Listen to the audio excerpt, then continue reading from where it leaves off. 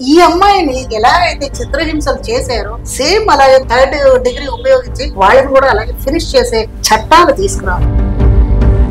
Wantedly వాళ్ళు ఎప్పటి నుంచో ప్రీ ప్లాన్డ్ ఇదంతా అందరి హ్యాండ్ ఉంటేనే గానీ అది జరగదు.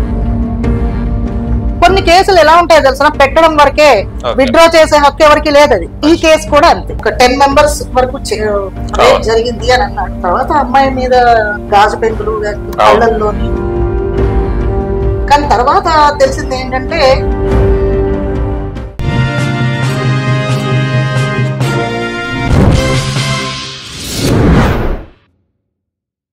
హాయ్ హలో నమస్తే, వెల్కమ్ టు సోషల్ పోస్ట్. నేను మీ యాంకర్ పప్పు. ఈ రోజు మనం చెప్పుకోవాలంటే చాలా బాధాకరమైన విషయం అండి. కోల్కతాలో ఒక జూనియర్ డాక్టర్ కి జరిగిన ఇన్సిడెంట్ చాలా బాధాకర విషయం.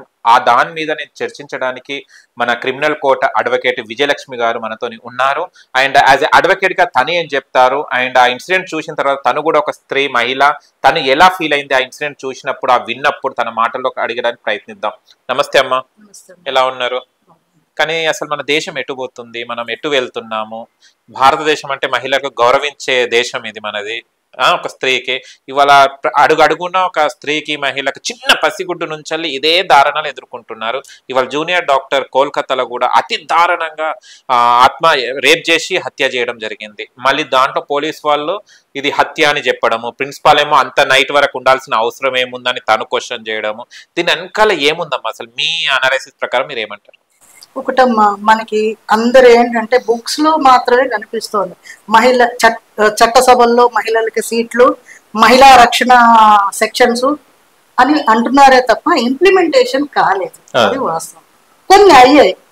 కాకపోతే ఏంటంటే ఇలాంటివి ఏమైనా ఇన్సిడెంట్స్ జరిగింది అంటే మాత్రం వెంటనే వాళ్ళకి మళ్ళీ బెయిలు జైలు అవి లేకుండా ఈ అమ్మాయిని ఎలా అయితే చిత్రహింసలు చేశారో సేమ్ అలాగే 3rd డిగ్రీ ఉపయోగించి వాళ్ళని కూడా అలాగే ఫినిష్ చేసే చట్టాలు తీసుకురావాలి. కొన్ని వాటిల్లో పోలీస్ ఆఫీసర్లు మన దగ్గర కూడా చేశారు. సో కానీ అది కరెక్ట్ గా అవ్వట్లేదు, ఇంప్లిమెంట్ అవ్వట్లేదు. అలా కనుక అయితే కొంచెం క్రైమ్ రేట్ తగ్గుతుంది. కానీ ఇందులో ఏంటంటే ఇది మనం ఈ కేసును చూసుకుంటే కనుక ఇది సడన్ గా అప్పటికప్పుడు ఆవేశపూరితంగా జరిగిన ఇన్సిడెంట్స్ లా కనిపించట్లేదు. ఎందుకంటే ఏదో వాద విభాగాలు జరిగి ఉండొచ్చు, స్టూడెంట్స్ కాబట్టి ఉంటాయి కాలేజెస్ అనగా. మీరు ప్రిన్సిపల్ ఇంత లేట్ దాకా ఉండవలసింది ఏంటి అని అడిగారు కదా. వాళ్ళ దగ్గర సీసీ కెమెరాలు ఉంటాయి కదా, చూసేవాడు అడగాలి కదా. బయట వాడి మీద మనం బ్లేమ్ చేయకూడదు. మీరేం చేస్తున్నారు, మీ డ్యూటీ ఏంటి, వాళ్ళు ఉంటారు కదా, అది చూసి అంతసేపు ఉంచకూడదు. మీరు పంపించేసేయాలి. ఆమె జూనియర్ డాక్టరు 36 hours చేసింది ఆమె డ్యూటీ.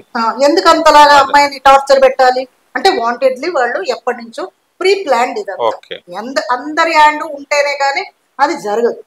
ఆ రోజే వాళ్ళు డ్యూటీ ఇచ్చినట్టు వేరే వాళ్ళకి ఎందుకు తెలియాలి? ఆ అమ్మాయిని కంటిన్యూస్ గా 38 hours డ్యూటీ ఎందుకు చేయనియాలి వీళ్ళు? ఇవన్నీ మనం ఆలోచించాలి. సో ఇవన్నీ ఆలోచించాలి అంటే అక్కడ పోలీసు వాళ్ళు ఇంటరాగేట్ చేస్తారు. ఒక్కొక్కటి వస్తుంది క్లూ. ఫస్ట్ ఏమనుకున్నాం అంటే ఒకళ్ళిద్దరు వాళ్ళ హస్తం ఉంది అనుకున్నాం. కానీ తర్వాత తెలిసింది ఏంటంటే ఒక 10 మెంబర్స్ వరకు జరిగింది అని అన్నాడు. తర్వాత అమ్మాయి మీద అవేంటది గాజు పెంకులు కళ్ళల్లోని ఎక్కడెక్కడే బాక్సింగ్ చేసి మొత్తం నిలిపేశారట. మనుషుల ప్రతాపం. అసలు జంతువులా వీళ్ళు? జంతువులు కూడా ఇలా చెయ్యమమ్మా. చూడండి వైల్డ్ లైఫ్ ది కాదు. సింహం గనక తల్లి పిల్ల చిన్న పిల్ల ఉంది అంటే దాన్ని వేటాడదు. అంటే దానికన్నా కూడా దిగజారిపోయాడు కదా మానవుడు. సో ఏంటంటే చట్టం మీద మనకి భయం లేకపోవడం వల్ల ఇవన్నీ జరుగుతున్నాయి. తర్వాత ఇందులో కొన్ని పెద్ద పెద్ద హస్తాలు ఉండేసరికి మా నాన్నో మా బాబాయో మా అమ్మో ఎవరో ఒకళ్ళు కాపాడతారులే నాకేంటి అని విచ్చలు విడిగా ఎక్కువైపోయింది. అది కనుక కట్ చేస్తే ఇందులో ఇలాంటి వాటిలో ఎవ్వరున్నా అందరికీ ఈక్వల్ చట్టం వర్తిస్తుంది అనే భయం ఒకటి ఉంది. అంటే ఇప్పుడు మన అదర్ కంట్రీస్ లో చూసామనుకో, వాడు ఎవ్వడు అనేది చూడదు, బహిరంగంగా వాడిని హ్యాంగింగ్ చేస్తారు. మనకి హ్యాంగింగ్ ఇప్పుడు ఉంది, కొన్నింట్లో బ్యాన్ చేశారు. మనకి ఇప్పుడు మనకి ఇచ్చారు, మళ్ళీ ఇలాంటివన్నీ ఎక్కువైపోతున్నాయి. ఇదివరకు ఇండియాలో మనకి లేదు శిక్ష. సో మళ్ళీ ఇప్పుడు పెట్టారు. కానీ ఇలాంటి వాడికి జైలులోని తిండి పెట్టే కన్నా తిండి పెట్టకుండా వాడికి ఏం చేయాలంటే చట్టాలు కనుక మనకి ఉన్న చట్టాలనే కఠినతరం చేస్తే కనుక స్ట్రిక్ట్లీ దాన్ని మెయింటైన్ చేస్తే ఇలాంటివి కొన్ని ఆగుతాయి. ఆడవాళ్ళకి అంటూ రక్షణ ఎవరికీ లేదమ్మా. చిన్న దగ్గర నుంచి పెద్ద వరకు ఏంటో తెలిసిన మంత్స్ బేబీ నుంచి ఇక రేపు చచ్చిపోతుంది ఆడమే, అది 70 ఏళ్ళవనే 90 ఏళ్ళ ముసలిదవనే, దాన్ని మీద ఇలాంటి కేసెస్ జరుగుతున్నాయి. అంటే మనం పాశ్చాత్య దేశం మారుతున్నామా లేకపోతే వైల్డ్ యానిమల్స్ లా తయారవుతున్నామా అనేది మనమే చూసుకోవాలి. అంటే మనం ఉండే ఎన్వైరన్మెంట్ ఏంటి, మన పెంపకంలోనే ఇది ఉంటుంది. సో దాన్ని వీళ్ళు కరెక్ట్ చేసుకుని పేరెంట్స్ దగ్గర నుంచి, ప్లస్ తర్వాత ఏంటంటే ఆడపిల్లలందరికీ ఒకటే మేము చెప్పేది, అడ్వకేట్ అవని, నేను కూడా ఒక తల్లిని, నేను కూడా ఆడదాన్ని, మన జాగ్రత్త మనం చూసుకోవాలి, ఎవడిని నమ్మకూడదు. ఇక్కడ మీకు తర్వాత మీకు తెలుస్తుంది ఏంటంటే మనం దిశ కేసులో కూడా ఇలాగే సేమ్ అయింది. ఆమె రేప్ కేసు అది ఇది అన్నారు. తర్వాత మనకి ఏమని తెలిసింది, ఆ అమ్మాయి ఏదో లవ్ అఫైర్ ఉంది, ఆ అబ్బాయి పిలిచాడని వెళ్ళింది, తర్వాత మిగతా గ్యాంగ్ రేప్ జరిగింది. సేమ్ ఇది కూడా ఏదో చిన్నది ఉంటుందమ్మా, ఉంటుంది. అది దొరుకుతుంది, దొరకదు అని ఏం లేదు. కాకపోతే కొంచెం టైం తీసుకుంటుంది. పోలీసు వాళ్ళు టైం కావాలి కదా, ఒకటి ఛేదిస్తున్నారు కదా. ఇప్పుడు కొంత దొరికింది, ఫస్ట్ కొంచెం అన్నారు, తర్వాత 10 అన్నారు, ఇలా వచ్చింది. కానీ ఇది చూస్తే ఫస్ట్ పోలీస్ వాళ్ళు చూసి ఆ సంఘటన చూసిన తర్వాత ఎవరు కూడా ఆత్మహత్య అని అన్నారు. కానీ వాళ్ళు ఫస్ట్ పోలీస్ వాళ్ళు ఆత్మహత్య చెప్పడం జరిగింది. తర్వాత వాళ్ళ నాన్న అక్కడికి వెళ్ళిన తర్వాత కొంచెం వీడియో ఫోటో తీసుకుంటా అని తీసుకొని అది రిలేటివ్స్ కి పెట్టిన తర్వాత అప్పుడు దీని మీద ఇంటరాగేషన్ స్టార్ట్ అయింది. ఒకటమ్మా ఏంటంటే చెప్పాను కదా, ఇందులో ఎవరి హస్తం ఉందో మనకి తెలియదు. సో ఏంటంటే బ్యాక్గ్రౌండ్ ఎవరో ఒకరు ఉండొచ్చు. సో అది కప్పిపుచ్చడానికి ప్రయత్నాలు చేస్తారు. కాకపోతే ఏంటంటే చట్టం అనేది ఎవ్వరికి చుట్టం కాదు. అది చిన్న క్లూ ఉంది అనుకో, పోలీసు వాళ్ళందరూ నీకు చుట్టం ఉండరు. అందులో ఎవరో తలతిక్క ఆఫీసర్ ఉంటాడు, తలతిక్కల వాడు అంటారు, అందుకే వాడు ఎవరి మాట విండవాడు, నేను చూసిందే నేను చెప్తానంటాడు. అలాంటి స్ట్రిక్ట్ ఆఫీసర్ ఎవరో ఒకడు ఉంటాడు, అతను దాన్ని చేసాడు అనుకో, అది నిజాలన్నీ వచ్చేస్తాయి. మన దగ్గర ఉండేవారు ఆంజనేయులు రెడ్డి గారు, సజ్జనారు, వీళ్ళందరూ స్ట్రిక్ట్ ఆఫీసర్స్, లేపేసేవారు.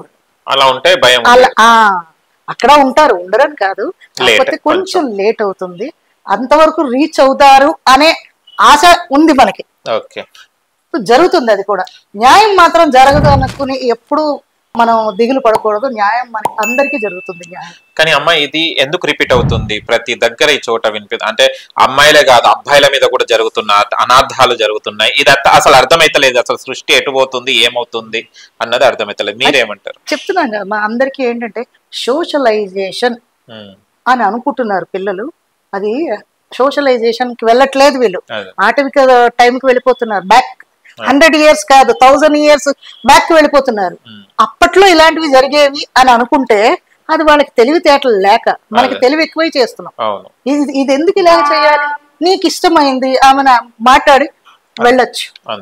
సో అంతేకాని ఇలాగ అగాయిత్యం చేసి నువ్వు కాకుండా 10 మందితోటి అలాగ చేసి అది చాలా దారుణం. తర్వాత ఒకటమ్మా, వీళ్ళేదో మీరు అనుకుంటారు క్లీన్ చిట్ బయటకు వస్తారని, వాళ్ళ లైఫ్ మీద మాత్రం ఒక స్టాంప్ పడిపోతుంది, వాళ్ళ జీవితం సర్వనాశనం, దేనికి పనికిరాదు. ఓకే, కంక్లూజన్ లో మీరేమంటారమ్మా? ఇప్పుడు ఎలా చేయాలి అంటే జస్టిస్ అంటే ఏమైతుందంటే ఇప్పట్లో మనం చూస్తే ఏదో డబ్బులు ఇచ్చేసి కామ్ అయిపోయి వీళ్ళని బెయిల్ తీసుకొని బయటికి రావడం, తర్వాత కోర్టు చుట్టూ తిరగడం, ఇదే జరుగుతుంది కామన్ గా. ఇలాంటి వాటికి జరగవు తప్పు, ఇలాంటి వాటికి జరగవు.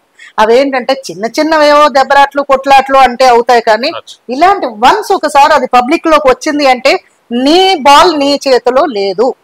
నువ్వెంత కొన్ని కేసులు ఎలా ఉంటాయో తెలుసా, పెట్టడం వరకే, విత్డ్రా చేసే హక్కు ఎవరికి లేదు, అది ఉండదు. ఈ కేసు కూడా అంతే, విత్డ్రా అవడానికి ఉండదు. సో కోర్టులో ఉంటుంది అది, ఇది పబ్లిక్ కి వెళ్ళిపోతుంది కాబట్టి వాళ్ళకి శిక్ష కంపల్సరీ పడుతుంది 100%. ఎంతమంది ఉంటే అంతమంది, ఒకవేళ అందులో ఇన్వాల్వ్ అయినది 10 members, ఇంకొక 10 members వాళ్ళకి సహకరించిన వాళ్ళకి సేమ్ శిక్ష పడుతుంది. అంతవరకు వీళ్ళు పోరాడాలి. ఇప్పుడు సంఘాలు ఉన్నాయి కదమ్మా, మహిళా సంఘాలు, ఇలాంటి వాటికి పోరాడాలి. అందరూ స్టూడెంట్స్ అందరూ దానికి తిరగబడి ఒక పిల్లని వాళ్ళెవరో పిల్ల అనుకుని చూడకూడదు, మన పిల్ల అన్నట్టు మనం చూసాం అనుకోండి న్యాయం జరుగుతుంది అందరికి.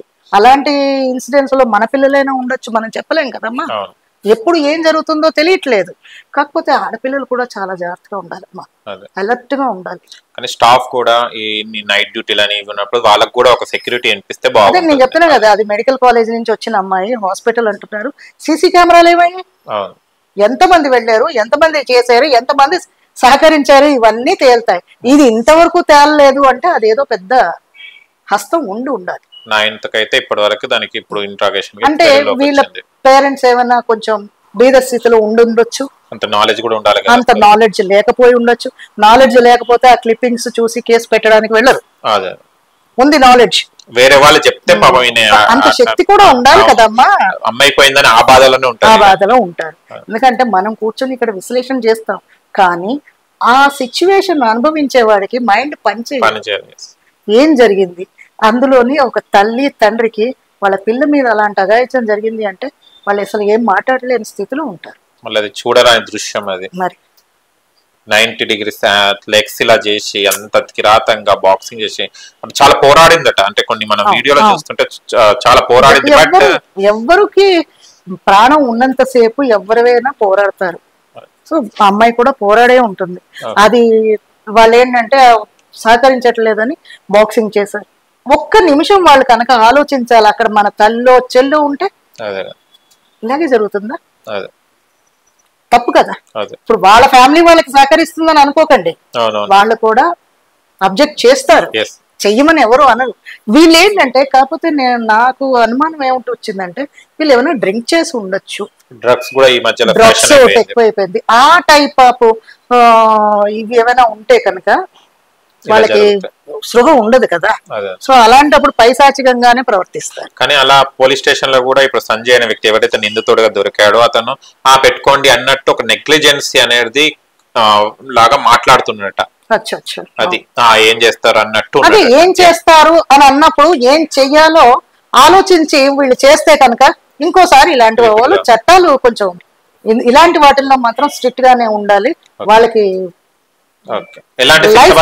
లైఫ్ కి ఇచ్చేసేయాలి, మళ్ళీ ఇంకోసారి రాకూడదు.